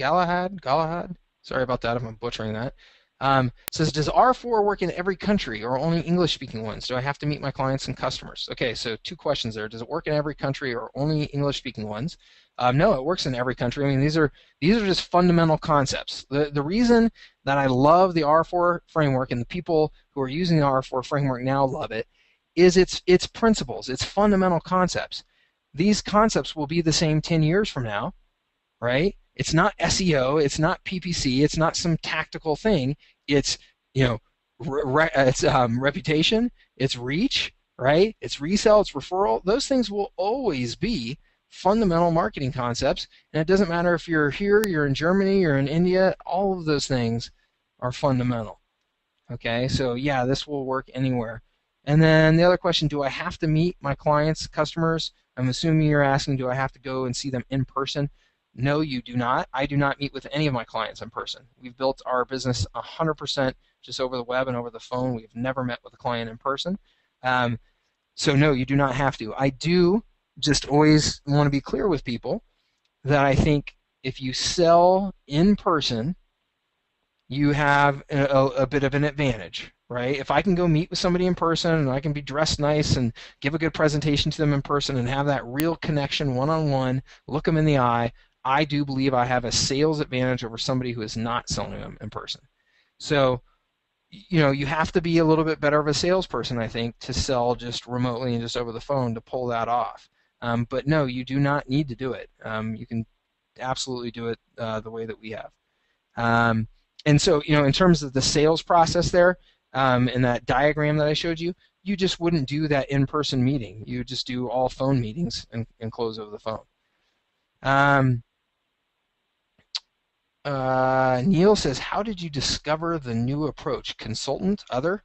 Neil, we just made it up, to be honest with you. I mean, we started saying, okay, we're the way that this happens is when you go and try and start hiring salespeople and training them to sell like you sell, you start to realize, oh crap, I can't just put them out there to the wolves and say, go have good strategic conversations. And it doesn't work that way because they don't know what a good strategic conversation is and they don't know what they should be saying, what questions they should be asking. So what happened is I end up documenting my specific conversations that I would have with somebody. I got into a rhythm. I'm having the same conversation all the time. My head salespeople are having the same conversation every time. Let's document the living heck out of that thing so that when we bring in a new salesperson, we can show them the exact conversations to have. So even if you're not some strategic guru or marketing guru, you can still learn this conversation and position yourself as an expert, certainly by far and away more of an expert than the general population of business owners when it comes to marketing. Okay. Jamie says, what was the title of the book you told us to read? Positioning. Positioning, Jamie, by Jack Trout and Al Reese. Colin, what niches do you target since that is a key factor to success? We target the IT services market because that was the market that we came from before. I've got to tell you, though, that that is a terrible market, and I would not suggest it. And we only learned that after the fact. And the reason that I say it's a terrible market is it's very, very, very hard to demonstrate success for them because their sales cycle is so long that you can literally create the marketing event today and they won't close the deal for 6 or 7 months from now. And it's very hard to tie that back to the work that you did for them, right? They tend to forget that you generated that lead for them a long time ago. Um, so it's a tough market. I would definitely suggest elective medical services, I think, is a great market. I actually think like boutique hotels and stuff like that is a great opportunity. There's some great opportunities in the home services businesses. Lots of great verticals out there to go after. So I do not suggest the IT services market. Let's see here. Don, can you go back to the slide of the audit? I am not in the website business, but I got the idea of the audit as a tool, but would like to understand your example. Sure. I can do that real quick. Oops. Let's see here.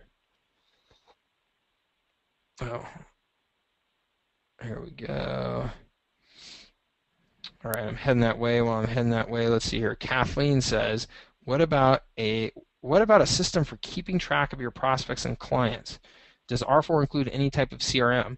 No, it does not include any CRM. What I do is I recommend CRMs and how to use them, though, because I realize that so many people are not using a CRM system. You've got to use a CRM system, people. You will never, ever get the sales results that you should get if you're not using a CRM system. So absolutely use the CRM system. If you're looking for which ones I recommend, I'll give you a few examples here real quick. So one, I've used Salesforce for years. It's great, but it's big. It's got a lot to it and probably a lot that you don't need. We're actually in the process of setting up our entire business on Infusionsoft because I really like all the automation that's built into Infusionsoft. And so that's a great option if you can afford it and you can invest the time to really learn it and set it up properly. And then if you want something just super simple, I love Pipedrive. Pipe Drive. Pipedrive. Very simple CRM, very inexpensive. Does a really nice job, though, of visually showing you where you are in terms of the number of good prospects and opportunities you have in your sales funnel and where you need to fill up your funnel more and stuff like that. It's got a nice visual representation of that I really like. So I think that Pipedrive is a great option if you're just looking to get started, and then maybe you upgrade to one of those other systems over time. Daryl says, how long does the coaching last for? Daryl, it's about 6 weeks from the day that you sign on. But I got to tell you that we, if I sell this again, say in Q1 of next year in March or something like that, you are always welcome to continue coming to the R4 Q&A classes. I mean, if you the coaching calls. If you bought this year and you want to come next year to get some more coaching, ask some more questions, get some more reinforcement, you're welcome to come to those for a lifetime. Okay, so it's that coaching will be there so long as we're selling the R4 system, which we plan on the R4 system as it's a core component of our business here going forward. Let's see here. John says, does your system help us identify what types of businesses and what niches exactly to target with our marketing? Yeah, so I actually, in that alignment guide, which is this one, I actually, at the end of this alignment guide, give you a big, long list of verticals. I highlight the ones that I think are best and give them kind of a score of A, B, C type of thing to show you which verticals I think that you should be focusing your efforts on because I think that they have, the most potential. So yes, I do give you my thoughts on that. Of course, it's up to you to make the final decision as to who you're going to go after. But I do give you my thoughts on that. So, oops, past where I was trying to get to. So let's see here. Jeffrey says, will there be ongoing assistance when we have clients and need specific help with sources to get the work accomplished? So Jeffrey, let me tell you, in my Rolodex, I have all kinds of resources for you there in terms of who I think that you should work with, who the experts are, all that type of stuff, outsourcing options, all that good stuff. I will tell you, though, that this system is focused on sales. So I am not trying to be the expert at everything and tell you exactly how you should do every service, right? So Joe knows much more about setting up lead gen campaigns using PPC and stuff like that than I'll ever know, and I'm not going to try and replace him as the expert. I will say, hey, if you're trying to do that, go invest in Joe's course and make sure you're learning from him because he's much better at that than anybody I know. So what I will do is I will point you to the right resources. Now, some services we are offering ourselves that may be completely in alignment with the services you're offering. If that's the case, then I can tell you exactly, well, hey, here's how we do it, and here's who we use to outsource and stuff like that. So I can give you as much assistance as I can there. What this is not, though, is I'm not telling you, oh, here's exactly step 1 through 20 how you deliver the reputation management service. I would refer you to the people who I think are experts in reputation management. Okay, this program is about selling and about marketing. Okay, Clint says, we got all kinds of fire trucks going by me here. Sorry if you can hear that, gang. Clint says, could we outsource this system to a salesperson to generate the leads for our business? Yeah, absolutely, Clint. I mean, if you're hiring, let me tell you, the biggest mistake that people make when they hire salespeople is they just set them free. Here, go get sales, right? It's the biggest mistake you can make. You want to give them a very specific system to follow. Otherwise, you hire 10 salespeople, all 10 of them will sell differently. Some of them will absolutely stink. Some of them might be great. You're wasting a ton of money. You've got to give them a specific system to follow. So in this case, you would have the salesperson manage the front half of the sales cycle, right, where you're just trying to get a qualified prospect on the phone. Okay, and then when they set up the actual meeting, the sales meeting, then it would be handed off to you or to whoever you think is appropriate. So yes, you can absolutely use the system to train a salesperson to generate leads for you. Okay. Let's see here. Any other questions? That looks like the end of the list that I have that's been brought to me so far. We'll give it a minute and see if anybody runs in any more questions here. Certainly want to make sure you get them all answered before we go here. Joe, anything you can think of? I don't think. I've been looking through the Q&A, and I think you got pretty much everything. One thing I see a couple people asked is similar to the coaching question, I guess, if you make updates or revisions to the system, do they get those updates? I'm sorry, I couldn't hear there, Joe. What was it? Sorry about that. Am I good now? Yeah, it's just a little bit quiet, but I can hear you. Go ahead. So I see a couple questions that are asking basically if you make updates or revisions to the system, will they get those updates? Oh yes. So yeah, any revisions that we do to the core system as we're continuing to develop it, absolutely. As part of the Summit Club, what we do is we do like regular tests of things. Like we'll test 2 different postcards, and we'll test this sales page versus that sales page and stuff like that. We'll post that. A lot of that stuff will just go on our Summit Club members. It won't necessarily be like an actual update to the system. Because not everything deserves to be an update to the system, but you still get insights from it and learn from it and stuff like that. So, and the Summit Club is where we give like the full, like, hey, here's everything we're doing, and here's what we're learning from it and all that. But certainly, if we make any significant updates to the actual R4 system, yeah, that'll be just done right there inside of your R4 membership site, and you'll continue to get those benefits. John says, good question here, John. What kind of results do you get from your direct mail marketing? Is this one of the top forms of marketing you recommend? Yeah, I love direct mail marketing, John. We do a good amount of it, and I think so. Direct marketing and selling and marketing to business owners, doing direct mail. It's tough to get a business owner to just like pick up the phone and go, oh, I got your direct mail piece. I'm in love. I want to buy your stuff.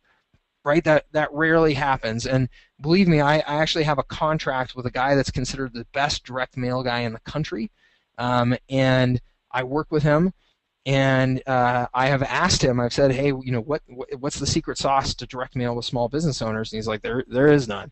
It's hard, and it is hard. Selling to small businesses in general is hard. So, but what direct mail can do an awesome job of is warming up those initial calls. Getting attention, getting people to a webinar, things like that. Direct mail can be very effective for that stuff. Inviting people to events.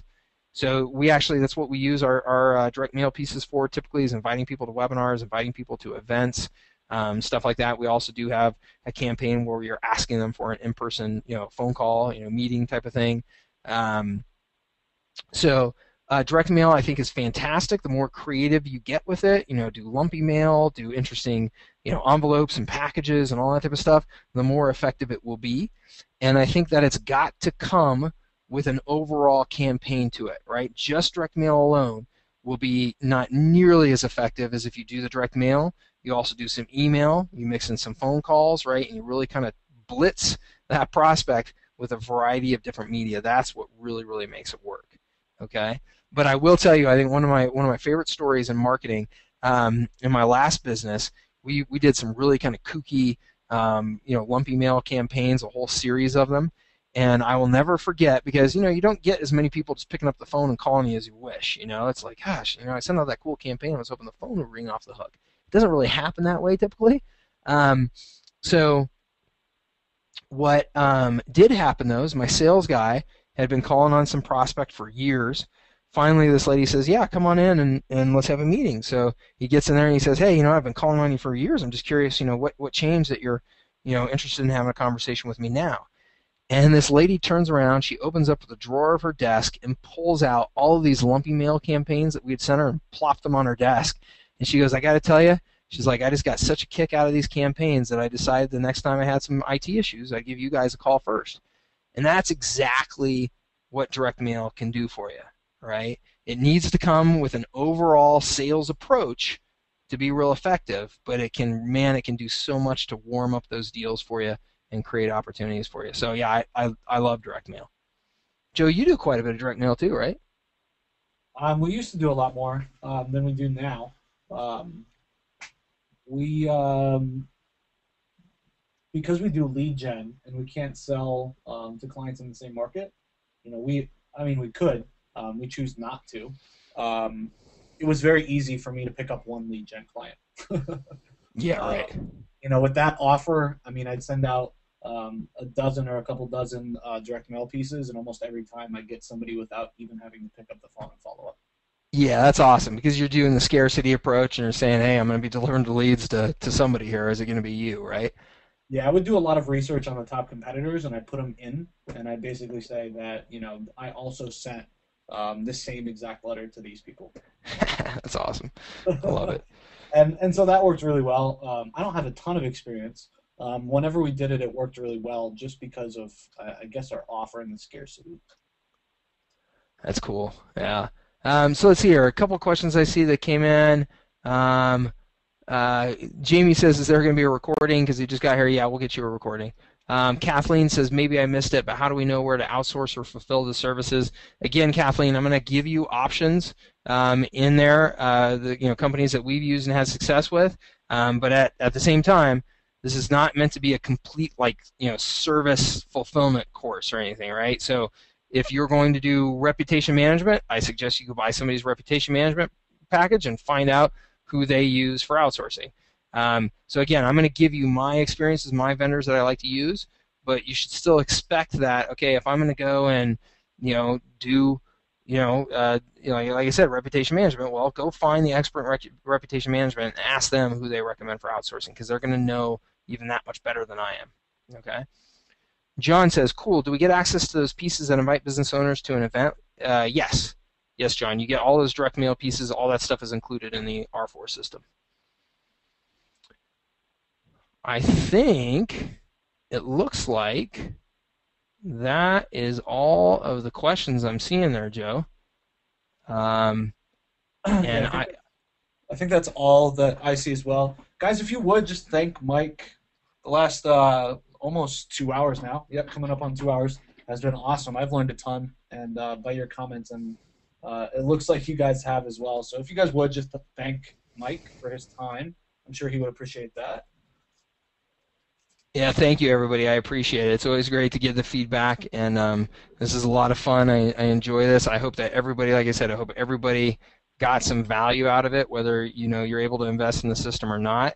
And I hope that this inspires you to take some action, get some new habits, get some new skills, and go into 2013 with a ton of momentum and really make things happen for you. Awesome. So just one last reminder, you got that fast action bonus up till midnight tonight Eastern time, and then the system does close down this Thursday at 5 p.m. Eastern. Okay. Yep, and within 2 weeks, guys, I will be sending out the bonus as well, so don't forget about that too. Very cool. All right. Thank you so much, everybody. Thank you, Joe. I appreciate it. And thanks to everybody out there for taking the time and sticking with me for like Joe said, nearly 2 hours or right at 2 hours. I really appreciate it. Hope it was a good use of your time. And I'll look forward to connecting with you guys here in the future.